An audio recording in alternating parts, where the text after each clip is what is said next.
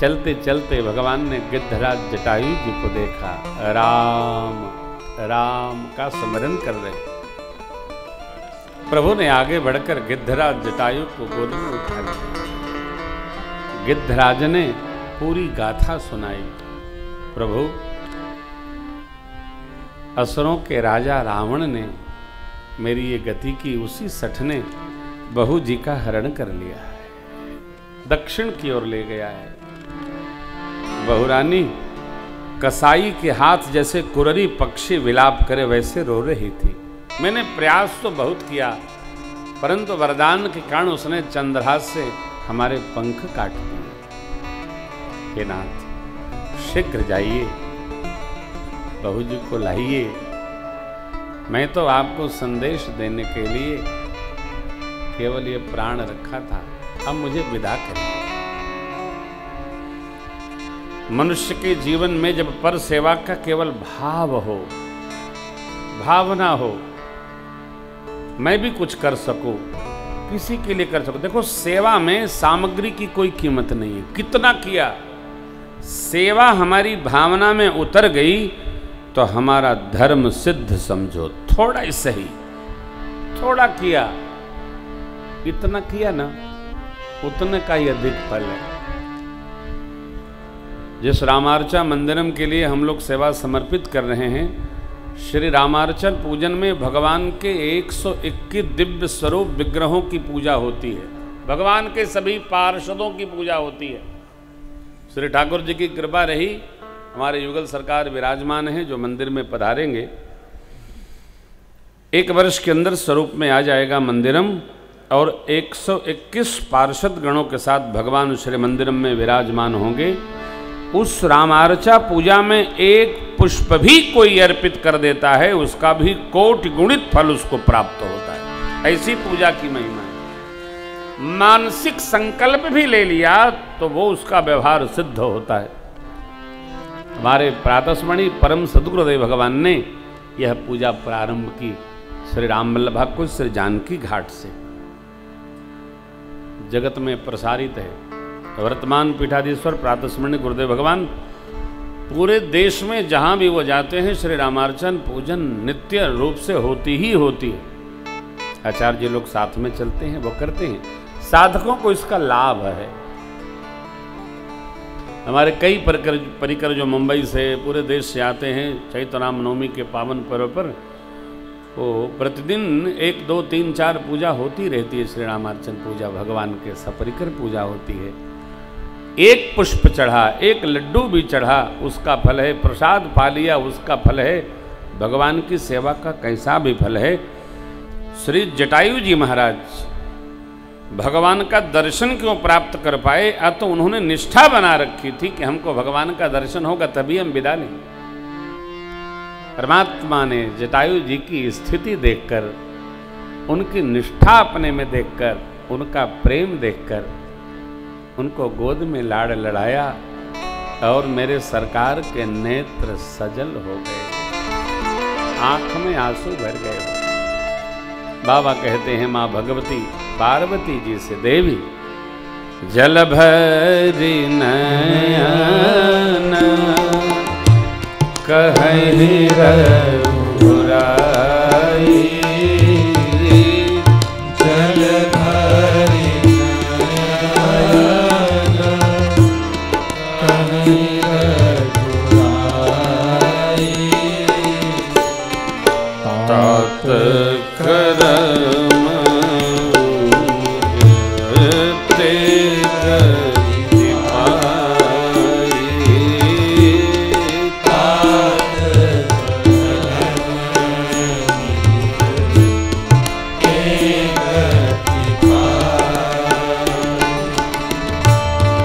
परहित बस जिन के मन माही,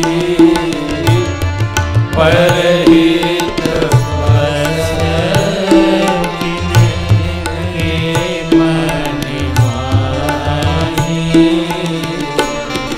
तिन कहूँ जय तुरे लभ कर सुनाई।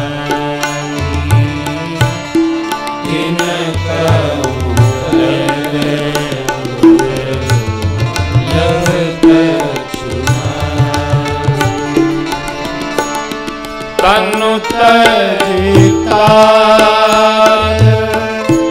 जाहु मम धामा तनु तजिता जाहु मम धामा देवों का तुम पूरन का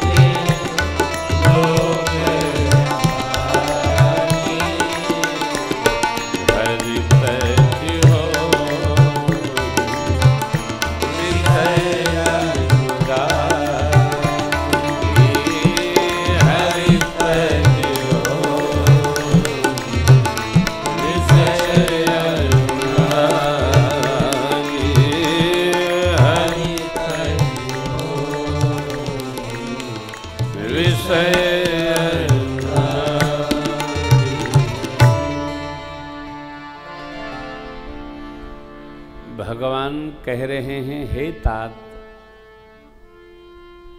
आपने निज कर्म से यह सद्गति पाई।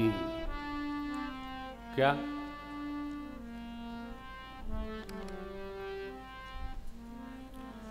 जीवन की धन्यता यह हो कि राम स्मरण हो और प्राण निकल जाए।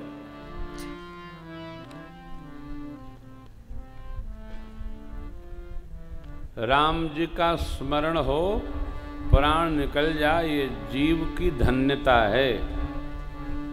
और इसको हम क्या कहेंगे कि राम जी के गोद में प्राण निकल जाए। राम नाम लेकर प्राण निकले तो जीव धन्य।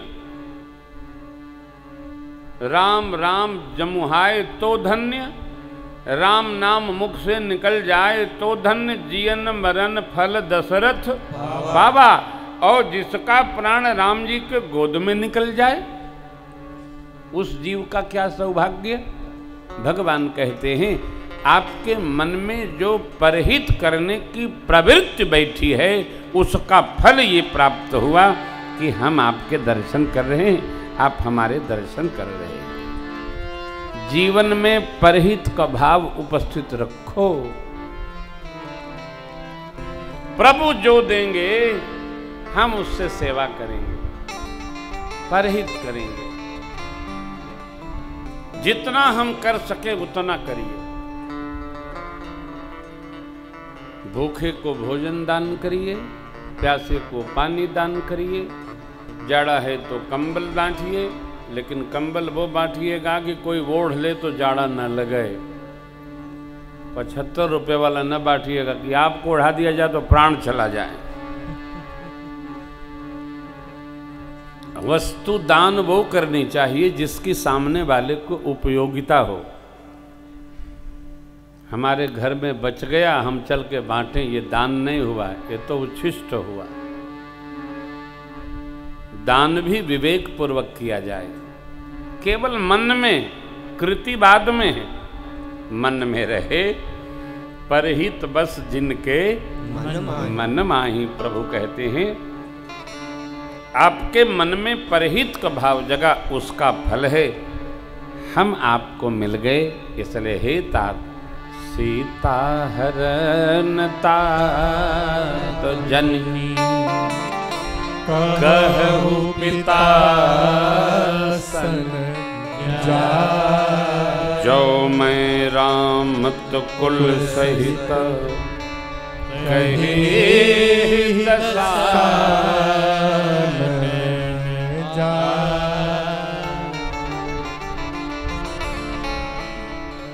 बहू जी के हरण की गाथा पूज्य पिताजी को नहीं बताइए। यदि मैं रघुवंशी राम कह रहा हूं तो रावण ससमाज जाकर और कहेगा अब गति आगे की कथा हम आपको क्या कहें। यही चरित्र है। हरि रूप प्राप्त हुआ जटायु जी को, दिव्य वस्त्राभूषण से सुसज्जित होकर देवलोक की ओर प्रस्थान कर गए। वहां से भगवान की आज्ञा से वैकुंठ की प्राप्ति हुई है, हरि रूप में लीन हुए। परमात्मा शिव कहते हैं, देवी गीध अधम खग आमिष भोगी गति दीन्ही जो जाचत जोगी। जोगी लोग जो चाहते हैं गिद्धराज जटायु को भगवान ने वो गति दे दी। वो लोग अभागे हैं जो भगवान के छोड़कर और के आश्रय में रहते। आसरा इस जहां का मिले ना मिले, मुझको तेरा सहारा सदा चाहिए। भरोसो दृढ़ इन चरण दृढ़ता बने, कथा गाकर सुनकर भगवान में हमारी निष्ठा हो। प्रभु ने कबंध का उद्धार किया है, शबरी माँ को सद्गति प्रदान की है। शबरी माँ का प्रसंग आपने अनेक बार सुना है, मैं सूक्ष्मतम इसका स्मरण कर रहा हूँ। शबरी जी भगवान के आने की प्रतीक्षा करती है, नित्य प्रतीक्षा करती है। गुरुवर मातंग जी ने कहा था, बेटी मैं तो जा रहा हूं लेकिन मेरे राम आपसे मिलने इसी आश्रम पर आएंगे। शबरी जी इसी आनंद में नित्य नवीनता के साथ रहती है। मेरे राम जी आएंगे, आएंगे राम जी, विश्वास। सोचिए ना,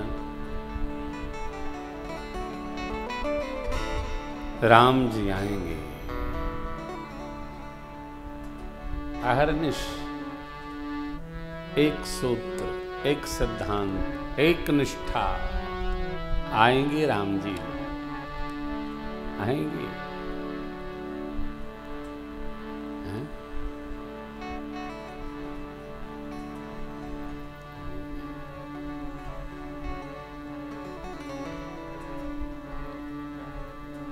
शबरी के आश्रम पर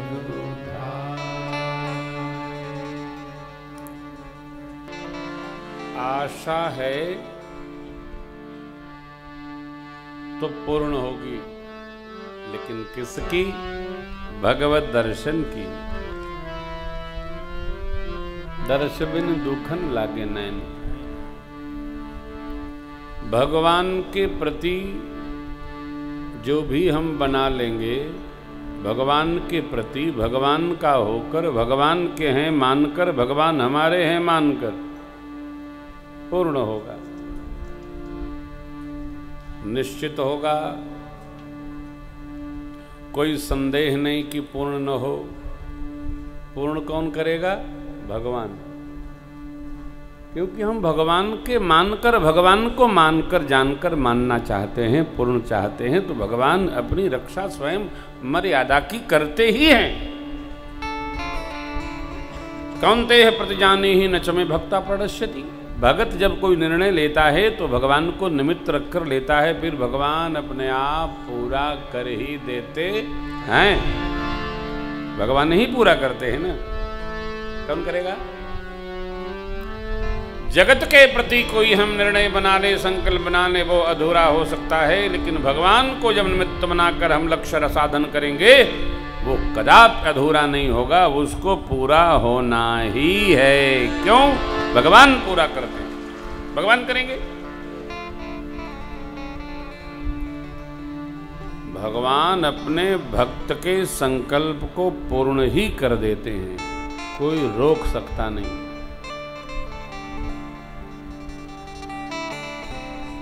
भक्तों के भाव की रक्षा भगवान करते हैं। अब देखिए, जितना हमारा भाव शुद्ध है उतना संकल्प सिद्ध होगा। चतुराई नहीं, मन क्रम वचन छाड़ी चतुराई, चतुराई नहीं, चतुराई में पूर्णावती नहीं है।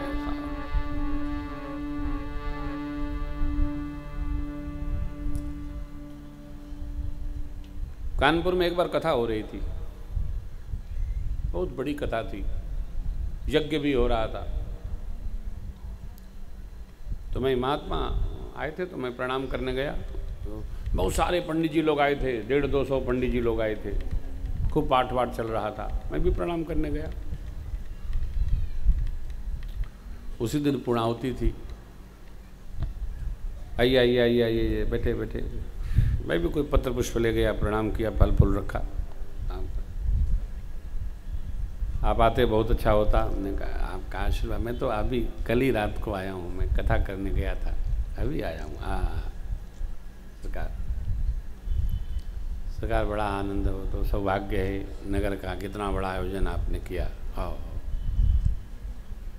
अभी मैं प्रशंसा कर ही रहा था आयोजन की, आयोजक मंडल के एक भाई बोले लेकिन घाटा बहुत लग गया। काहे में? यज्ञ में। आप जरा विचार करो, क्या यज्ञ भी व्यापार है कि मुनाफा होगा और घाटा होगा? परमार्थ केवल परमार्थ है, भजन केवल भजन है, इसमें न मुनाफा है और न घाटा है, केवल मुनाफा मुनाफा ही है। भगवत भजन में, यज्ञ में, कथा में, दर्शन में, विग्रह दर्शन में, मिलने में, कीर्तन में मुनाफा ही मुनाफा है। इससे बड़ा क्या मुनाफा होगा? इससे बड़ा क्या फायदा होगा? कलयुग में ये जीव भगवान नाम का गुणगान कर रहा है, कीर्तन कर रहा है, इससे बड़ा लाभ क्या है क्या? लेकिन उन भाग्यशाली लोगों को क्या कहें जो भगवत भजन में भी मुनाफा हुआ, घाटा हुआ, घाटा हुआ, मुनाफा हुआ। भजन में कोई घाटा का सौदा ही नहीं।